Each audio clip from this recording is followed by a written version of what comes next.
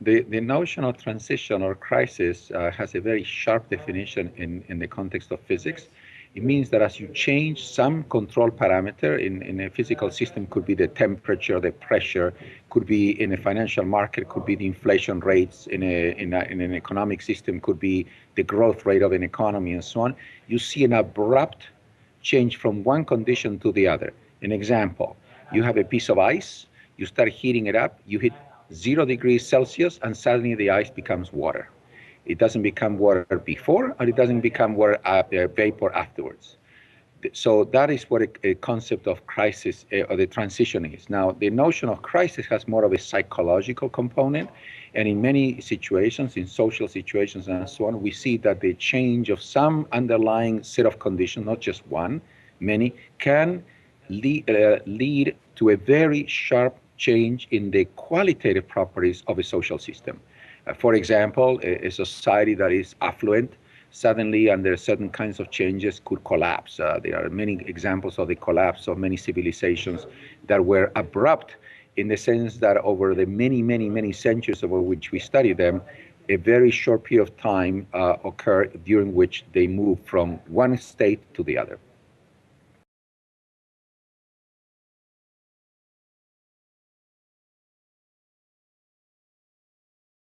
You have a number of entities that interact with each other, and these entities are very well described.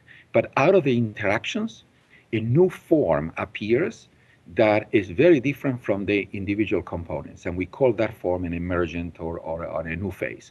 Example, I'm going to give you two examples. You have a bunch of atoms interacting together, and after a while, given the right temperature, pressure, and so on, you end up with a solid block of matter, say, instead of just atoms. You feel it, you can hit it, and it will bounce back.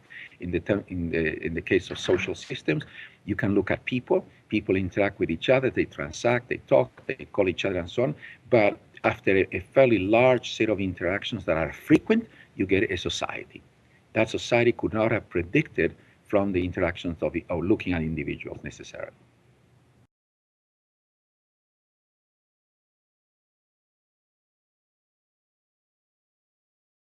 The evolution of systems in time can have very many forms. In many cases, the evolution in time is rather boring, uneventful, nothing happens. It's like watching grass grow. In other cases, you see, like the seasons, you see periodic evolution from spring to summer to fall to winter. So you see the dynamics is very periodic. In many other cases, dynamic can be very chaotic in the sense that even though the system is changing in time, its future state is impossible to predict. And there are many cases like this.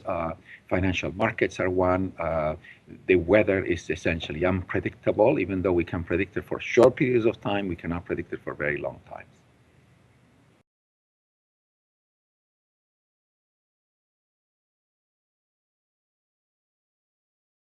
Heterogeneity means that the components of the system one is studying are not all the same. Sometimes, for simplistic reasons, and because there is nothing you can do in terms of analysis, we assume that basically everything is the same. We can think of a population of people or animals or entities as being all the same, and so we can ascribe to them some properties, like the stock market went up today. In that sentence, essentially, we assume that all stocks behave the same way. They all went up. But if we look a little bit carefully, of course, even when the stock market goes up one day, some stocks went down, some other stocks didn't do anything, and some stocks actually went up. So heterogeneity means essentially taking into account and respecting in an extremely careful way the fact that entities are different from each other when they are part of a very large system. Now that's at the level of populations. In dynamics, we see the same thing. We see systems that evolve in time, but not all the parts of the system are evolving the same way.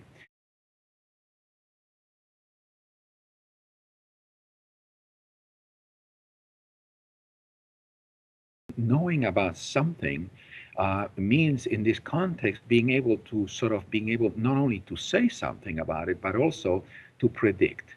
And we can predict things when they are orderly. It's very, very hard to predict things that are disorderly. So the idea in the studies of very large complex systems is that we look for patterns of order, if only because those are the ones that we can describe and hopefully predict in their behavior. So it is essential to look at, when we look at a system like this, could be an ecosystem, could be an economic system, could be weather patterns and so on, that we are able to talk about it with a sense of discover orderly patterns so that we can describe it. There's no point in, say, talking about the weather if I have to describe the temperature in each point on Earth at any given time. We do that. But it's much more interesting when we discover that there's an order in the sense that winter tends to be colder than summer.